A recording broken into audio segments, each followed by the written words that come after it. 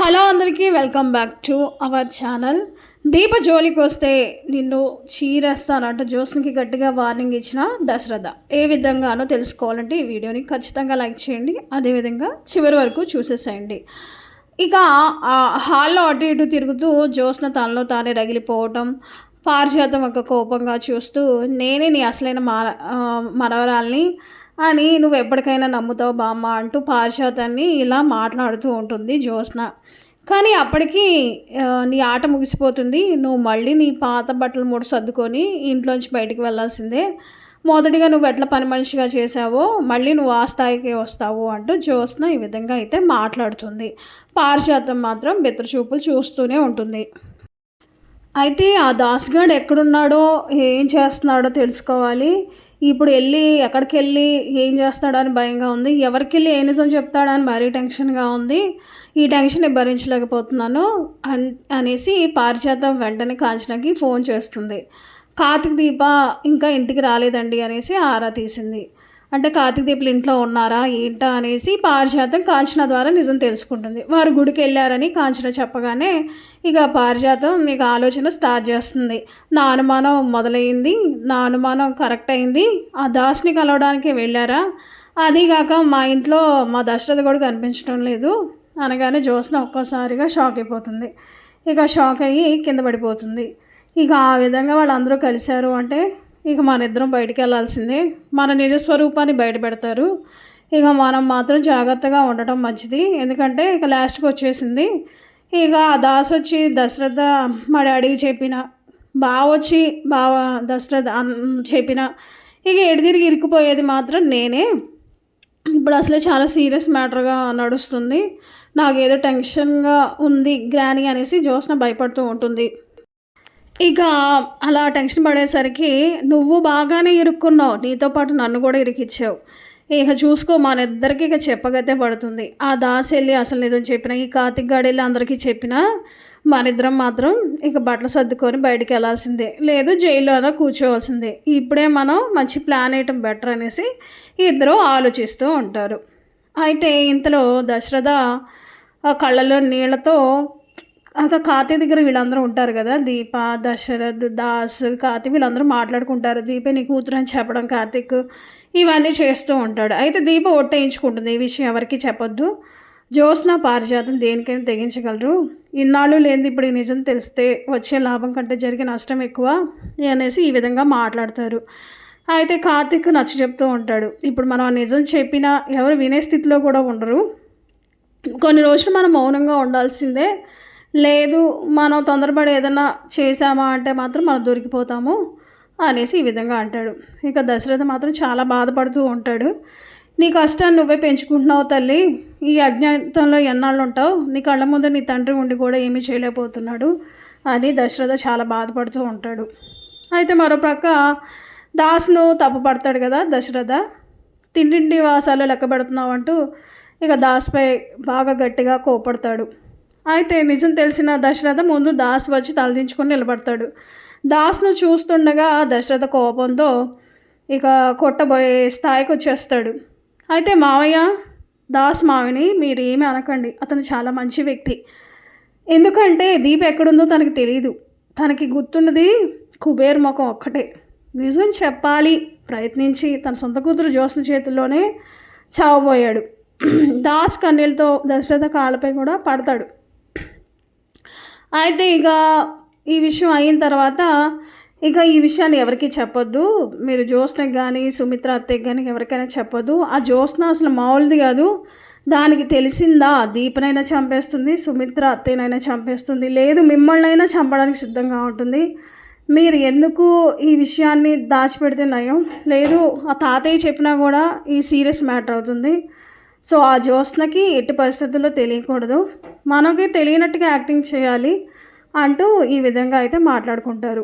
జ్యోత్స్నకి ఒక పక్కన అనుమానం మొదలవుతుంది, వీళ్ళందరూ నాకు తెలిసి కలిశారు, ఆల్రెడీ డాడీకి నా మీద అనుమానం వచ్చింది, కార్తిక్ బావ ఎప్పటి నుంచో చెప్పాలనుకుంటున్నాడు, ఆ దాస్ కూడా ఏదో ఒక రకంగా చెప్పాలని ప్రయత్నం చేస్తూ ఉన్నాడు, ఇక నాకు మూడినట్టే, నేను ఏదో రకంగా ప్లాన్ వేయాలి, లేదు అంటే మాత్రం నేను చిక్కుల్లో పడతాను అనేసి ఈ విధంగా అంటూ ఉంటారు.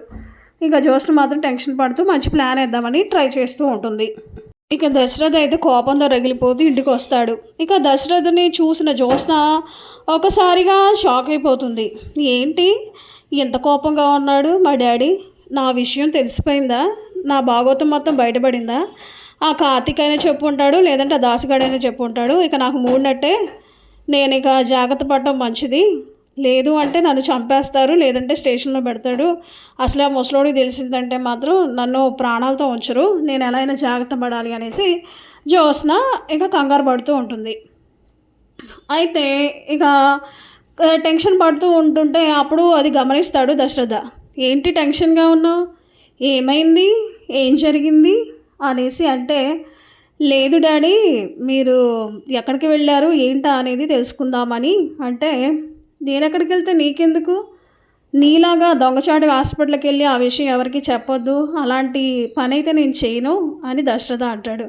అదేంటి అలా మాట్లాడుతున్నారు డాడీ, ఇప్పుడు నేను ఏం చేశాను అంటే, కాక మరేం చేస్తావు అని సీరియస్ అవుతాడు. మీరు ఎక్కడికి వెళ్ళారో నాకు తెలుసు అని అంటుంది. నేను ఎక్కడికి వెళ్ళాలో నీకెలా తెలుస్తుంది చెప్పు అని అడిగేసరికి ఇక ఇక అసలు నిజం బయటపడతాడు దశరథ. కాకపోతే ఇండైరెక్ట్గా. నువ్వు నా కూతురో కాదో నాకే అనుమానం వస్తుంది.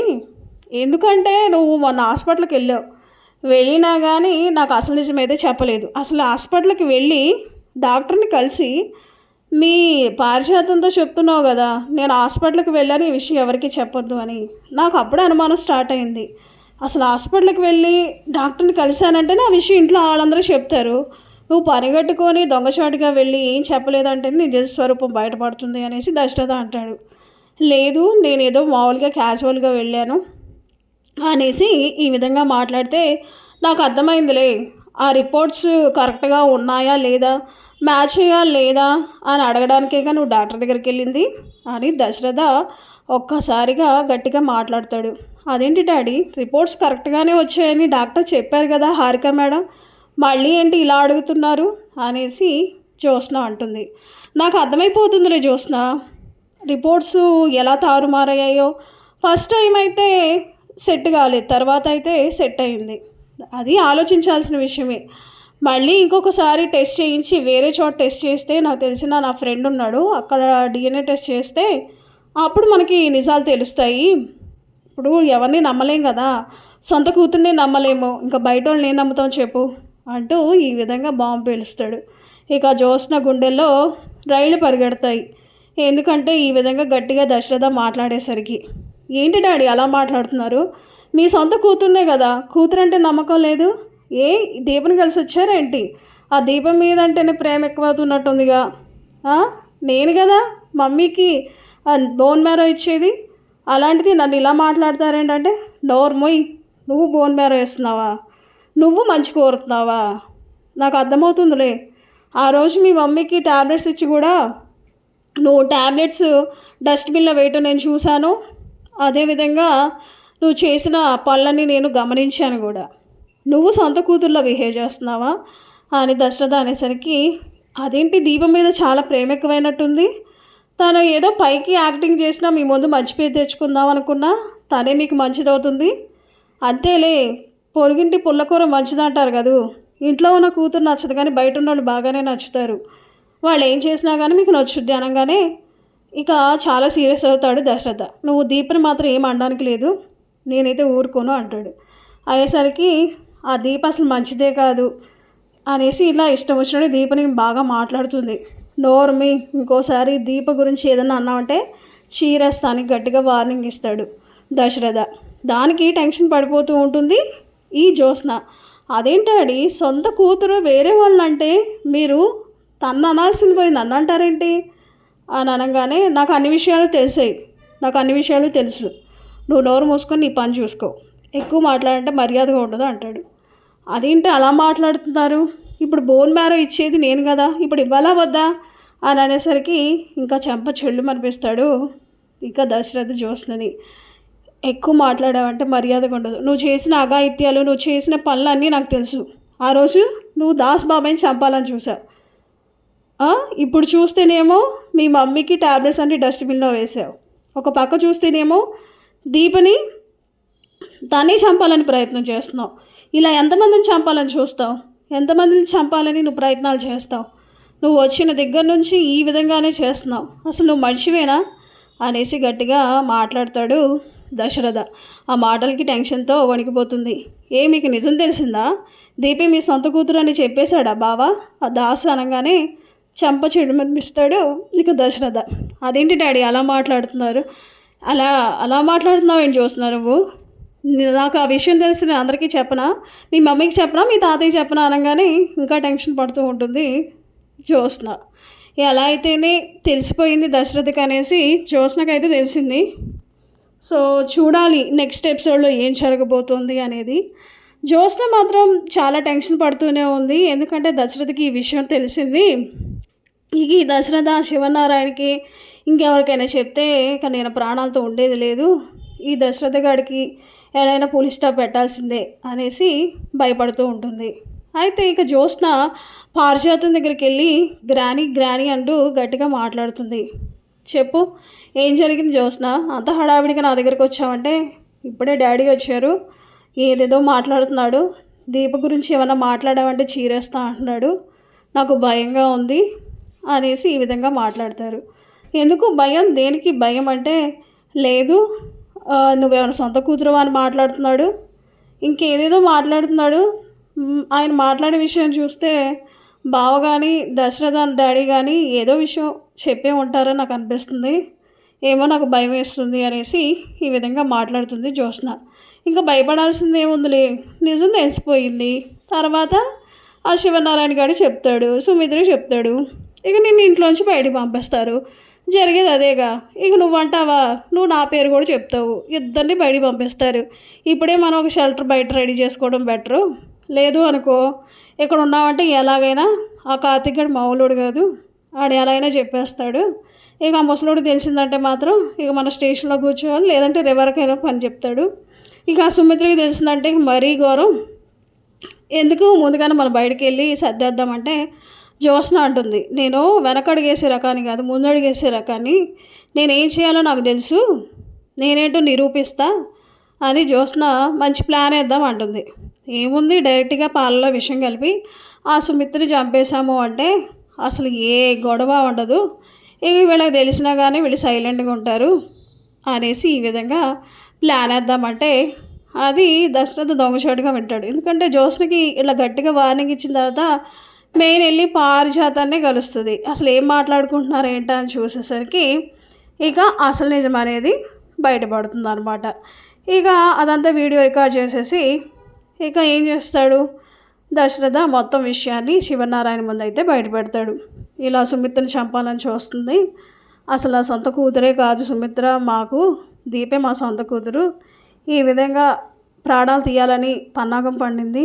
ఇప్పటికైనా మన కళ్ళు తెరిచి నిజం తెలుసుకోకపోతే ఇక మళ్ళీ చంపేస్తుంది అనేసి ఇక వీడియో రికార్డ్ చేసిందంతా చూపిస్తాడు శివనారాయణకి. ఓసే జ్యోత్స్న ఎంత పని చేసావే, నువ్వు తిన్నింటి వాసన లెక్క పెట్టేదానివే, ఇన్ని రోజులు నీ మీద అనుమానం ఉన్నా అసలే బోన్ మ్యారో వేస్తున్నావు కదా నా కోళ్ళకి అనుకున్నా, కానీ ఇప్పుడు నా కోళ్ళని చంపాలని ప్రయత్నం చేస్తున్నావు చూడు, ఇక నేను వదిగేది లేదు, నేను వదిలేది అసలే లేదు అంటూ ఇక చాలా టెన్షన్ పడుతూ ఉంటాడు ఇక శివనారాయణ.